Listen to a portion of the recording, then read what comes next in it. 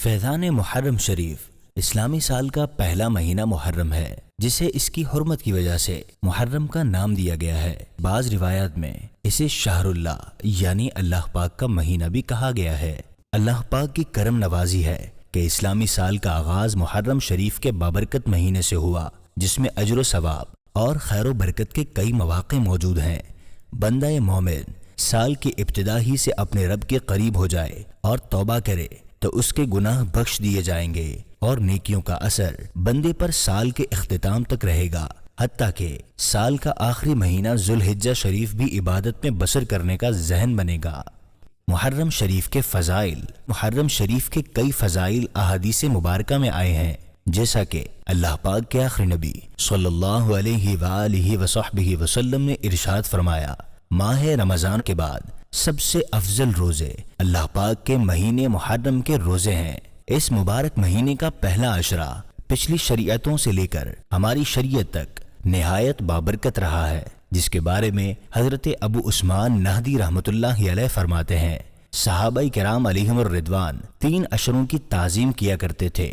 1 رمضان المبارک کا آخری عشرہ، 2 ذوالحجہ شریف کا پہلا عشرہ، 3 محرم شریف کا پہلا عشرہ۔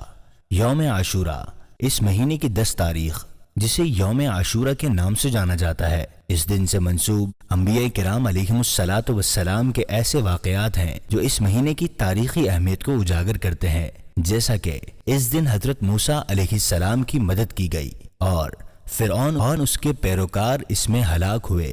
حضرت یونس علیہ السلام کو مچھلی کے پیٹ سے اسی دن نجات ملی۔ حضرت آدم علیہ السلام کی قبولیت توبہ کا دن بھی عاشورہ ہے۔ اسی دن حضرت یوسف علیہ السلام کنویں سے نکالے گئے۔ اسی دن حضرت عیسیٰ علیہ السلام کی ولادت ہوئی اور اسی دن آپ علیہ السلام کو آسمان پر اٹھایا گیا۔